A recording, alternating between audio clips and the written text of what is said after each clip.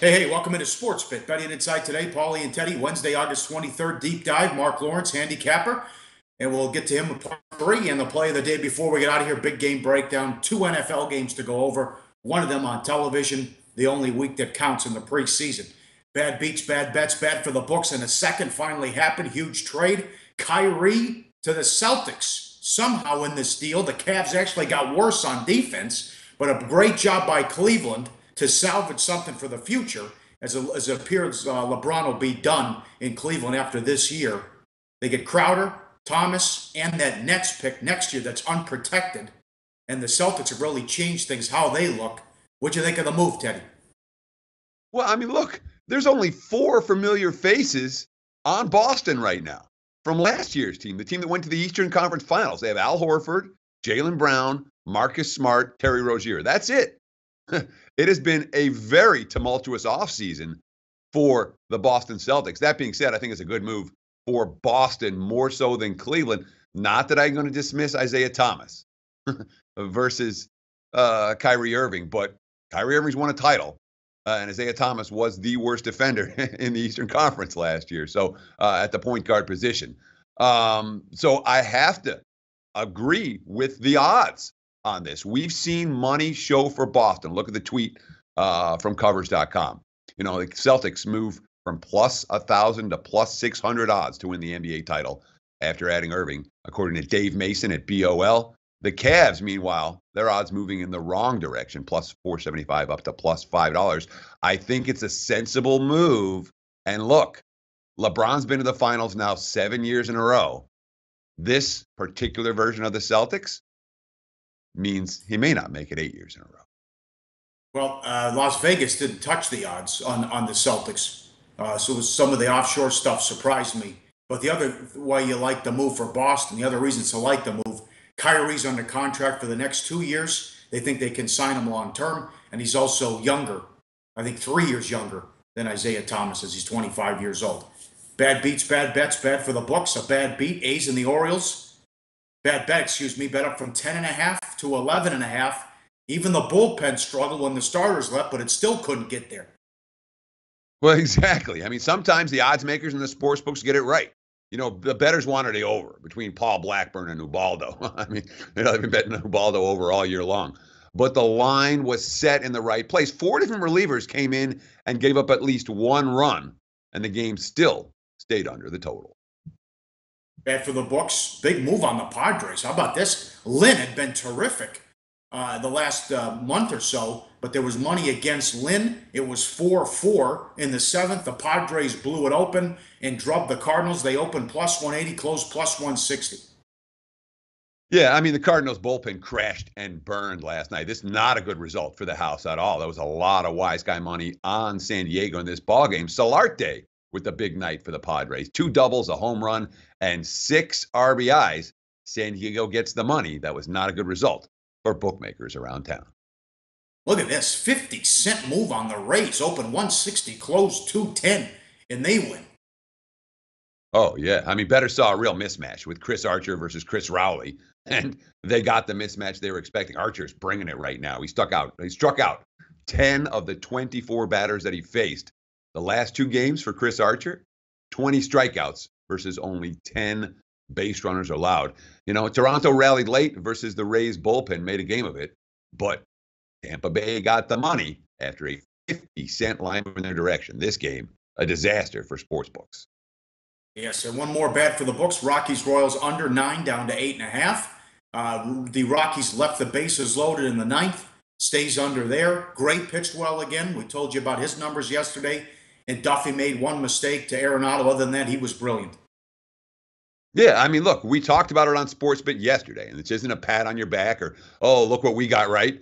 But, you know, we talked about how Danny Duffy, how his stats weren't equating with how well he was pitching. What did he do? He allowed 1 hit in that ball game, struck out 7 over 6 innings. You know, we talked about how John Gray's season-long stats didn't reflect his current form. Gray performed very well. Again, only 2 earned runs, 6 strikeouts, 1 walk, wire to wire, under. That was a bad result for the books. All right, pretty good prop here. I think Las Vegas shop put this up, and bookmaker also put this up. When will the Patriots lose their first game odds? And we talked about when we did the team preview that they have that horrible stretch where they play 5 out of 6 on the road without a bye week. Maybe week 15 at Pittsburgh could be the first loss. I think the undefeated talk is lunacy, as I don't think they're going to go for it, number one. Number two, it's not going to happen. And plus, no one survives 5 out of 6 on the road without a bye. But you say, the week 15, I mean, if New England's sitting at 13-0 after 14 weeks, through the bye, I'll be surprised at that point. And when you look, the odds are tilted towards the early games because when are the Patriots? Again, this is all about the first loss. All right. Kansas City, week 1. Yeah, we know they're chalk. We know they've taken money and they continue to attract money. And who knows how high they'll go off in that game, 9.5, 10. But it's still the shortest line for any week for them to lose. The Saints in week 2 on the road. At Tampa, week 5 stands out. Week 7 against Atlanta, shorter than normal. Week 10 at Denver, shorter than the average price. So these are all potential first losses for New England. When you start talking about week 15 at Pittsburgh, if they haven't lost before, I would think they're likely to lose the 3rd straight road game in their 5th in 6 weeks, as you mentioned, Pauly. But interesting prop to consider, not one that I'm going to put a whole lot of money in. Also, week 7, I could see Atlanta revenge angle. Week 10 at Denver as well, as then they go to Mexico City to take on the Raiders. Up next, big game breakdown. We'll get to the NFL and the game Thursday on NFL Network with the Eagles. It's coming up on SportsBit. Betting Insight today on SBRPicks.com. Research before you bet. Be sure to check out SBR Picks for the best game predictions, breakdowns, and much, much more. Back on SportsBit, Betting Insight today, Pauly and Teddy. Time for big game breakdown. Always powered and sponsored by BetOnline, and they want to buy your Mayweather-McGregor pay-per-view for $100. It goes through Saturday. Simply retweet this message to enter. Must have a BetOnline account to qualify. Exceptional customer service, strong promotions, every type of wager you're looking for. Check out the bonus page, sportsbookreview.com, for the latest and best offers. BetOnline. Thursday night, NFL Network, Dolphins and the Eagles. Eagles 3.5 at home, 42.5 the total. Dolphins, you think they'd have a sense of urgency here. Cutler got in for a cup of coffee against the Ravens, and they were drubbed in that game, blown out. Cutler only 3 of 6 for 24 yards. Gase, quote, we're just trying to see if we can get as much cohesiveness as possible. As fast as possible. We kind of had to start over a little bit when Jay came in, just trying to get him caught up to speed. We had to back off a little bit, but our guys handled everything in stride, end quote. Now, Moore knows the offense, so we'll see how long Cutler and Moore play, and you have the battle for number 3 with Fales and Doughty that get from Western Kentucky. They've thrown 48 passes in the first 2 games. Maybe Gase has seen enough there, or will they play a lot in the second half? What do you think? Yeah, I mean, we haven't heard official word yet in terms of how long guys are going to be playing in this ballgame for the Miami side of the equation, certainly from the quarterback side of the equation.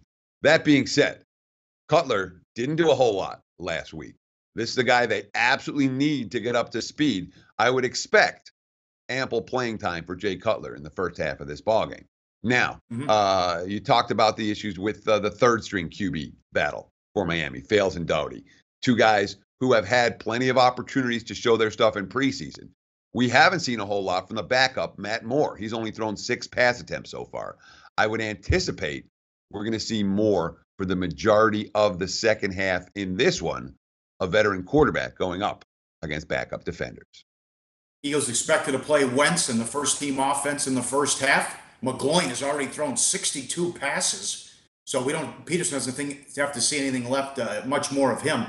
Great job in the offseason with the Eagles. They brought in guys who can hopefully catch the ball with Jeffrey and Torrey Smith. Should be able to throw the ball downfield, no more dink and dunk. So these guys have to find chemistry as well with the 3 of them there. Although I don't have a lot of faith in those backups with the Philadelphia defense, though, Teddy. Sure, that's a big concern for me because we've seen some weakness from Philadelphia, particularly in the secondary, once the starters leave the field. And we talk about Miami's QB rotation does not necessarily bode well for the Philadelphia Eagles having an easy time of it in the second half of this contest, especially off the fact that, again, you don't worry about a preseason blowout loss. Coaches aren't necessarily worried about final scores. They know they can lose games in August without things getting ugly. But there may be a sense of urgency in Miami this week. I'm not getting that same sense from the Philadelphia Eagles. That's one of the reasons we're going to bring this game back up when it comes to play of the day time. Very good. Game number 2. Live odds bet online. Panthers-Jags pick 43.5 the total. We have a quarterback battle here, and it's not pretty. Some have suggested that the Jacksonville quarterback isn't even on the roster right now.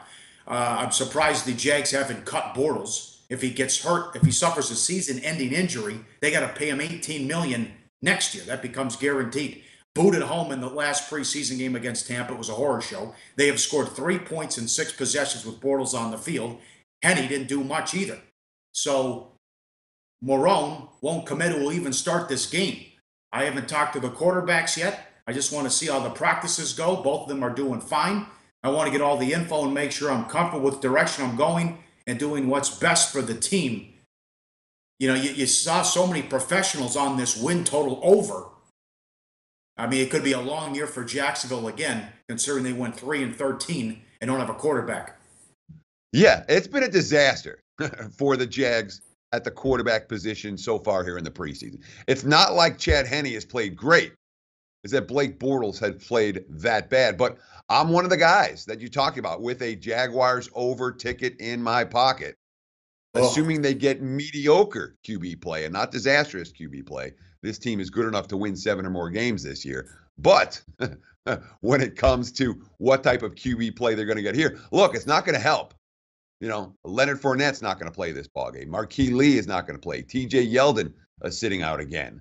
It's a relatively thin running back rotation. You got Chris Ivory, Corey Grant, Duwan Harris in that RB rotation. So they're not going to hand the ball off 100 times in this contest. And it's a situation where Marrone is splitting reps. Both potential starters, Henne and Bortles, are getting 50% of the reps with the first team. And Marrone hasn't even said who's going to start for this contest. So the QB situation in Jacksonville, clearly problematic right now. That being said, whoever comes in and plays backup will have opportunities as a quarterback with starting experience against reserve defenders. And maybe Newton sees his first action of the preseason. Rivera said he is trending up, but will his presence move the needle? Will do anything? Because Carolina has 27 points and 386 yards in the loss to Tennessee and 27 points and 388 in the win over Houston. Anderson and Webb, a pretty good backup and quarterback rotation behind Newton. Well, Anderson was throwing picks last week, and that's a danger that you have with Derek Anderson. Certainly cost Panthers backers early in the game against Tennessee. But you wonder if Anderson and Webb, because these are guys that are in rhythm right now, Newton's going to be rusty if he plays in this ballgame. You can count on money showing for Carolina if Cam Newton's going to be in the lineup. That might be money worth fading. Anderson and Webb in rhythm might actually be better for a preseason first half than a rusty Cam Newton. Ron Rivera quote, talking about whether Newton's going to play. This is just a little microcosm of it because you can't simulate the game speed. And the biggest thing really is getting them all out there. And hopefully we can get them all out there. Rivera hasn't said Cam Newton's going to play. All we have is this quote as of now. But it's certainly, calling his status trending up for playing is very possible. We'll see Cam Newton in this ballgame if we do expect a significant line move. If you want to get out ahead of it, you may want to get on Carolina now rather than later. Up next, the deep dive, part 3 with handicapper Marc Lawrence and the play of the day on SportsBit. Betting insight today on SBRpicks.com. Go to SBRodds.com. Browse, compare, and shop live odds available at top online sportsbooks. Welcome back to SportsBit Betting Insight today. Teddy Covers, joined here by Marc Lawrence. And Marc, we're here at the IFBC conference in San Jose, Costa Rica. Usually see about once a year in Las Vegas, at least. But this year, you're not coming to Vegas for the Westgate Super Contest weekend because, what is that? You got some kind of... I got something going on that, maybe people think, what are you, crazy not to go to Vegas? But, only happens once in your lifetime, and that's a 50th wedding anniversary. I've got it that weekend here. Me and my loved one, my wife Colleen, are going to celebrate our 50th over that weekend here. We'll make plans elsewhere. Yeah, fair enough. But if you're not going to be in Vegas that weekend, you better give us some picks now. Let's talk 2017 NFL. I want a bet-on team right out of the gate. Who you got for me? Well, bet-on team out of the gate this year, I like the Carolina Panthers to come back this year. I talked about it at the conference here. I threw out a stat that was really a mind-blowing stat, if you will. Since the Super Bowl history, teams that loses a Super Bowl game, okay, and they fail to make the playoffs the next year, that's the Carolina Panthers. It's happened 14 times. All 14 times, those teams have made it back to the playoffs the following year. That's a great stat. That's a great stat, okay, in the Carolina Panthers. I love the fact that they're a mission team this year. Winning team 3 years in a row, suddenly a losing team. This is a hungry football team, and they're in a division I think that's winnable. I think this year you're going to find the Atlanta Falcons coming down, the Carolina Panthers going up. And that division, certainly a division that has gotten a lot of attention. I like Tampa a little bit better than the market, and I certainly like New Orleans there you go. A little bit better than the market. So we're talking about a division that has a lot of bet-on potential. A lot of upside teams, exactly. In the NFC South. When we talk about a bet-against team for 2017 in the NFL, who stands out to you? Well, Mark? who stood out to me, I'm saying stood in the past tense, but who still does is the Miami Dolphins, okay? You and I talked about that at the conference here. Sure, but okay? the Tannehill injury is a disaster. It's a disaster for this team, and I was set to play against them. I played against them at 7.5 even. Now it's 7.5 and a lot of money because of the Tannehill thing. It's probably going to be 7 when they kick this thing off when question. Jay Cutler signs to be their quarterback. It'll go to 6 when Cutler signs. Probably so. But you know, 7 and 6.5. But what Miami did last year was so phony. You know that. I know that. They won 10 games. They got out-yarded 60 yards a game doing that. And they won football games, I think 8 of them by a touchdown or less. This has got all play against material for the Miami football team this year. Sure, and Miami from a strength of schedule standpoint.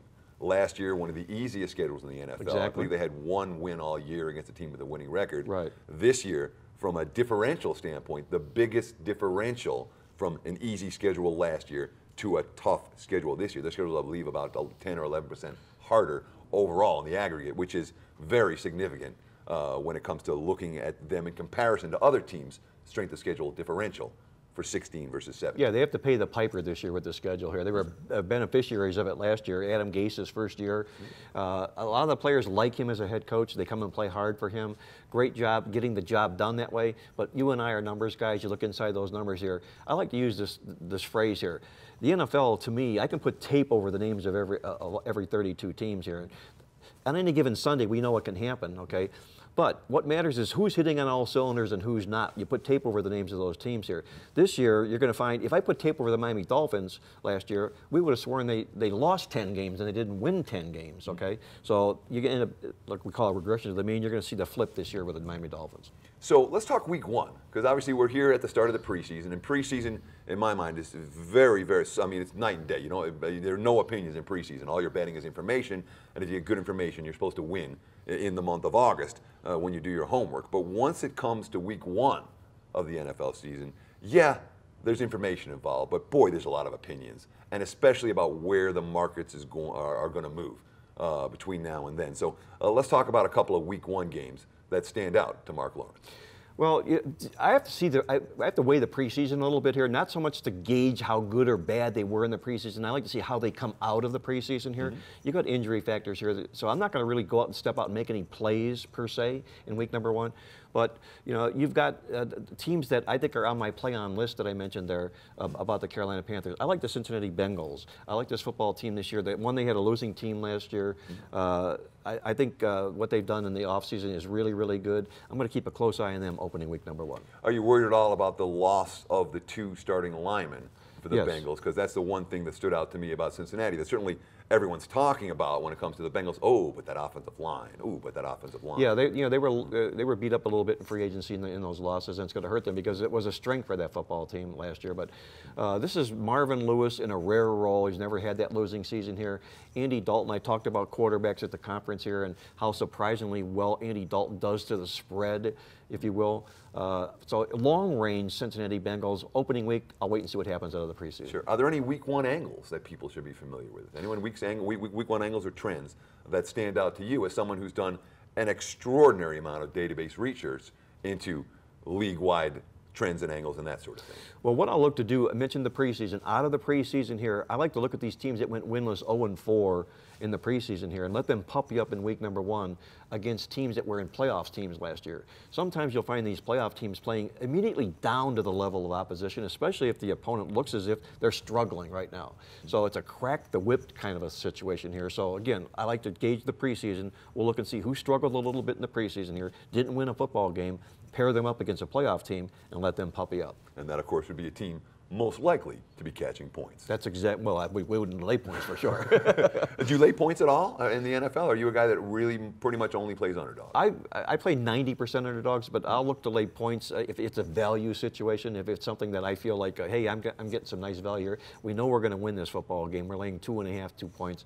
I'll do that, but I'm basically looking first for that live dog, the dog that I think can win this football game. And if he doesn't, my theory, Woody Hayes. Okay, 2 out of 3 things happen. The underdog, he can win the game, he can cover the spread, or he can lose the game. I'll check my chances with that dog 2 out of 3 times. And I remember you talking, probably I think the first time I ever heard you talk at a conference, not all that dissimilar from the one that we just attended here in San Jose, but you had that basic same message where, you know, there's advantages with your number 1 priority is looking for underdogs that are live to win the game. If they're live to win the game, they can win, or they can lose and still cover.